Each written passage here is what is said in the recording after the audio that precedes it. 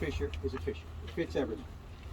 He tells me that the fishers prefer this one here because when you haul these traps back up overboard, the fact that it's oval shaped on the top is easier to manipulate to come across than a rectangle. Whether it's true or not, I'm not sure, but it sounds plausible, right?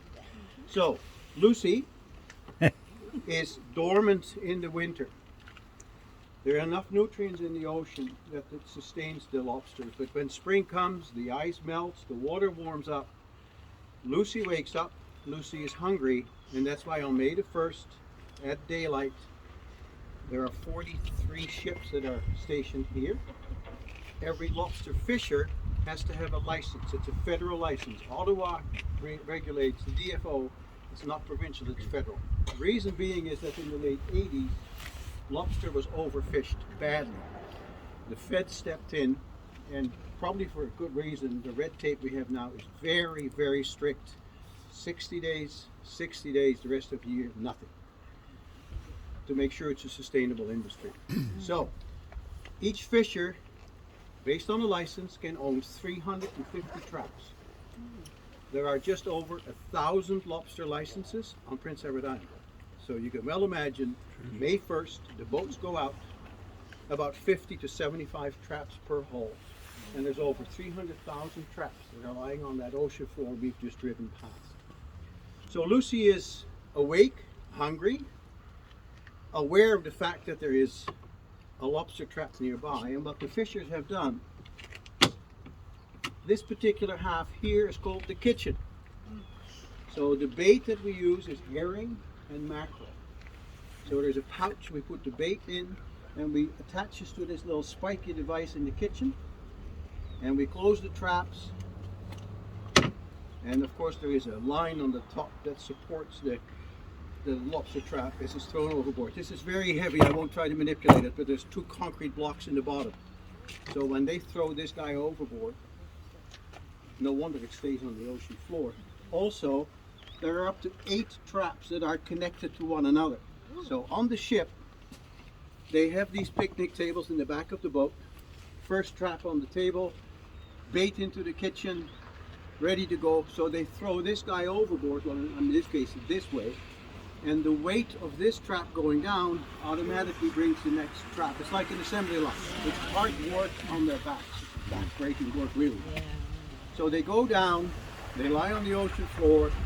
Lucy is waking up, and she can get in through an opening on the side over here, or there is a circle on this side over here. Now you can see it's a wide opening on the outside, and it's a small circle on the inside.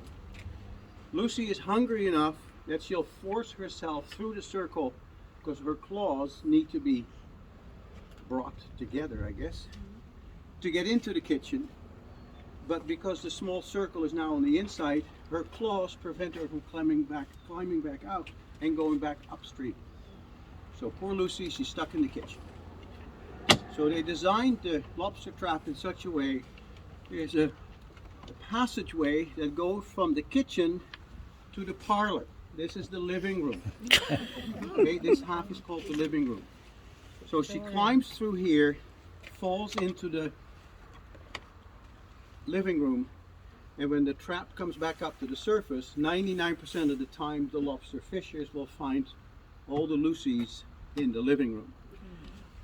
A lobster under 1 pound is not legal, so they have to be placed back if they happen to come up. Now, we don't put the lobster on a scale.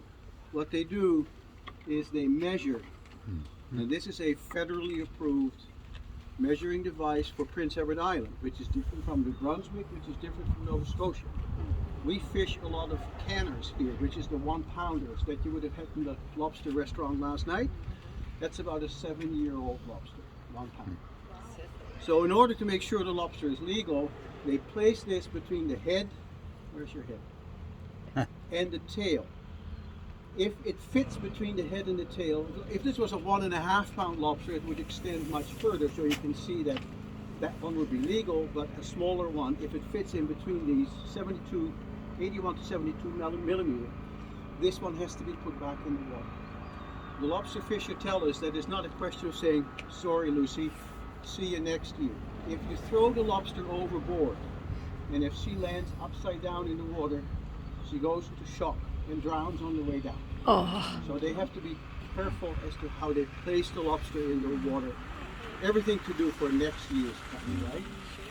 Egg-bearing females, and I know you have encountered that shouldn't really happen in a restaurant. Egg-bearing females, I mean female lobsters get to the restaurant, but egg-bearing females also have to be put back in the ocean.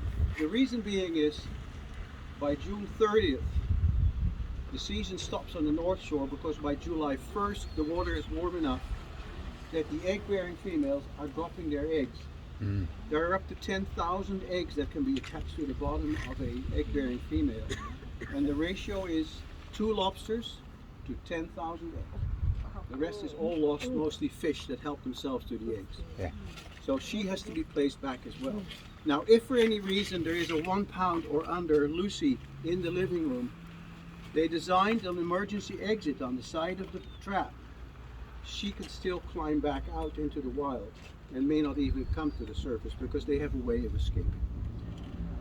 First thing the fishers do when the first trap, and everything is based on buoys where the licenses correspond to the buoy. Most of the buoys have GPS chips, so the captains can see on their screen exactly which territory they're in or should be in.